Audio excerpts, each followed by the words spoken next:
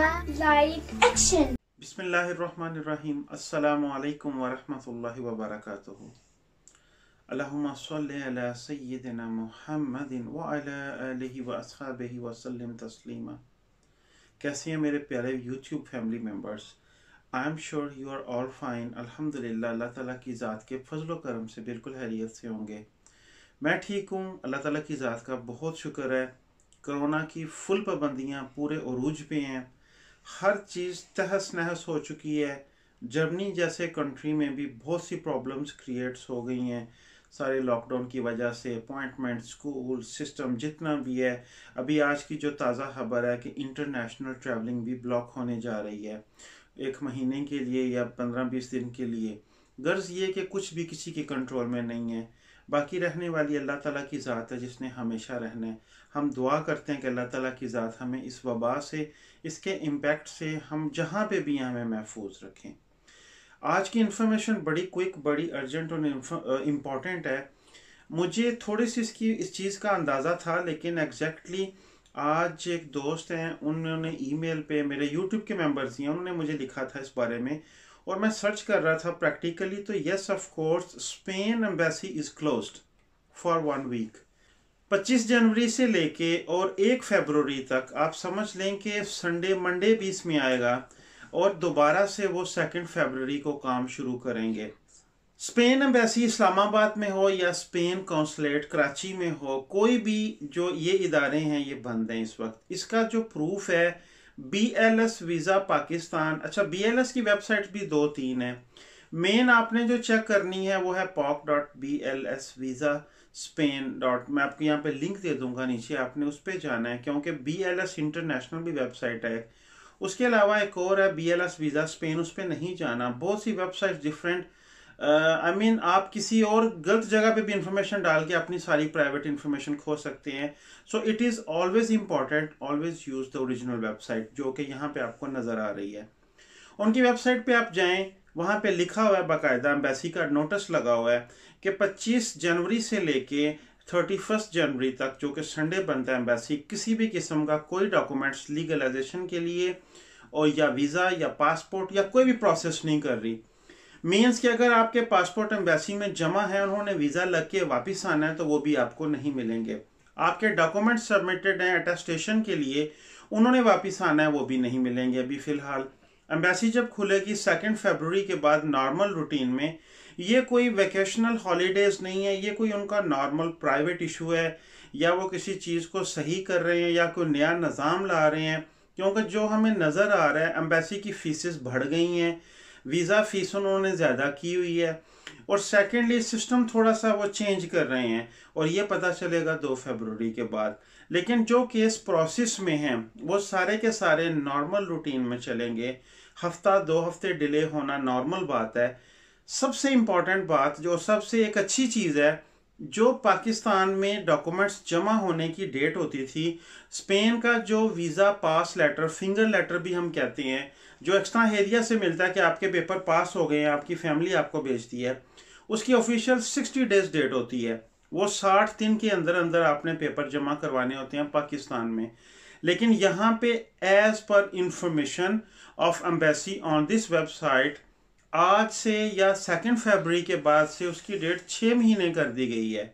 आप 2 महीने की बजाय उस लेटर की 6 महीने वैलिड समझें और उसकी वैलिडिटी के अंदर अंदर आप अपना वीज़ा केस जमा करवा सकते हैं, जो कि बहुत खुश आइंद बात है। यहाँ पे मैं सारी डिटेल उसकी आपको दे देता हूँ, शो भी करवा देता हूँ।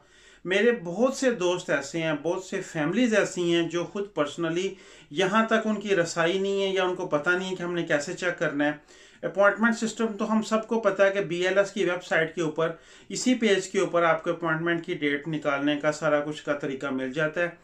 अगर आपका डॉक्यूमेंट फॉर एग्जांपल स्पेन से आया है और वो भी वैलिड है, आपने अपॉइंटमेंट ले ली है, अपॉइंटमेंट भले उस डॉक्यूमेंट की वैलिडिटी के बाद की मिले, लेकिन अगर आपके पास अपॉइंटमेंट है तो वो डॉक्यूमेंट वैलिड तस्वर किया जाता है क्योंकि वेटिंग लिस्ट ज़्यादा होती है।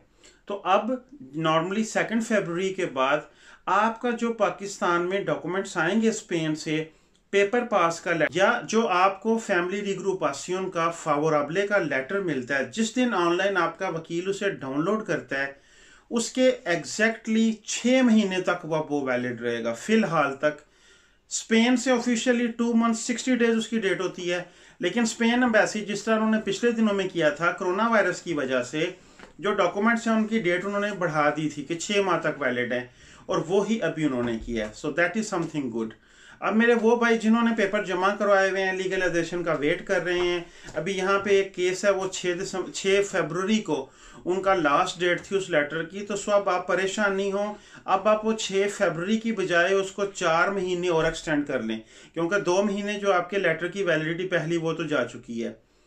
अगर आपका डॉक्यूमेंट कोई मिस होता है, अपॉइंटमेंट जरूर लिया करें। जब आप अपॉइंटमेंट ले लेते हैं तो आप उस चीज के अंदर कवर हो जाते हैं कि आपको अपॉइंटमेंट 1 महीने की भी मिले। स्पेन में भी इसी तरह होता है।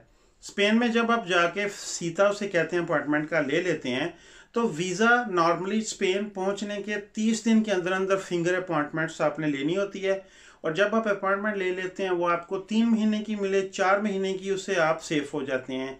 आपके वीजा की वैलिडिटी जो है वो स्टैंप लगती है, उसके बाद 30 डेज की बजाय अपॉइंटमेंट वाली डेट काउंट होगी।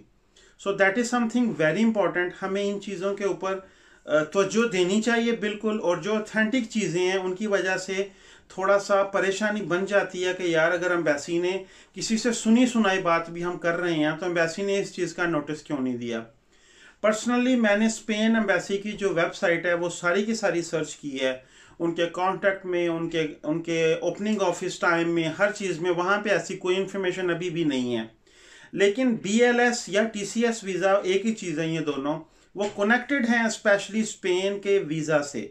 स्पेन का बिजनेस वीज़ा हो, टूरिस्ट वीज़ा हो या फैमिली वीज़ा हो, आपने इन ऑफिसेज में जाना है, BLS की सर्विसेज हासिल करनी है, क्योंकि एम्बेसी ने इनको हायर किया हुआ है।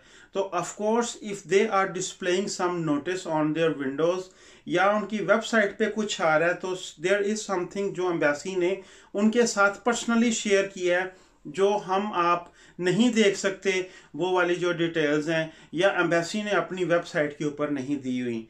लेकिन ये काफ़ी हलचल, काफ़ी कमेंट्स यूट्यूब के ऊपर जो मेरी वीडियोस के नीचे, मुझे ईमेल्स बहुत आई थी इस बारे में, बिजी था मैं पहले नहीं चेक कर सका, लेकिन आज जब मुझे एक भाई ने डिटेल्स भेजी हैं तो of course it was my duty, if I am going to do this job, आपके साथ मैं इंफॉर्मेशन शेयर करता हूं तो मेरा काम बनता है आपको आगाह करना। लेकिन ये परेशानी वाली बात नहीं है। इसमें खुश आइंद चीज़ ये है कि आपके फिंगर पास का जो लेटर है वो 2 महीने की बजाय 6 महीने वैलिड रहेगा। वीज़ा फीस पहले मेरे ख्याल में 70 यूरो थी, अब 80 यूरो हो गई हुई है। तो ये चीज़ें हैं, बस ये उन्होंने चेंजिंग की है। बाकी सारा काम ये नहीं कि एम्बेसी टोटल बंद है। एम्बेसी वीज़ाज रिसीव नहीं कर रही, पासपोर्ट रिसीव नहीं कर रही, न्यू एप्लीकेशन रिसीव नहीं कर रही, लेकिन embassy is working, embassy is functioning totally in Islamabad. It's not like they are closed, ये नहीं है। लेकिन उन्होंने नए केसेस लेना, कोई भी किसी किस्म का भी राब्ता बंद किया है, उसकी वजह आपको सामने, आपको मैंने सारी डिटेल बता दी है। अपना निज़ाम चेंज करना, अपना सिस्टम चेंज करना, कोई नई रिक्वायरमेंट या कोई नई चीज़ें प्रिंट आउट करना। आपको पता जो रिक्वायरमेंट लिस्ट है, जिसे हम 52 पॉइंट PDF की जो फाइल होती है एम्बेसी में, जो रिक्वायरमेंट का पेज है वो भी पता नहीं पिछले से पिछले साल का है। सो 1, 2, 3 साल में कोविड की वजह से बहुत सी चेंजिंग्स आई हैं, बड़े इदारों ने अपनी पॉलिसीज चेंज की हैं, उस वजह से भी हो सकता है। जो भी है हमारे सामने आ जाएगा फाइनल, बस परेशान नहीं हो, इंशाल्लाह सिर्फ वेट करें। आप एक बंदा नहीं, इसमें हज़ारों के हिसाब से बंदे हैं जिन सब के केसेस अफेक्टेड होते हैं, लेट हो जाते हैं थोड़े।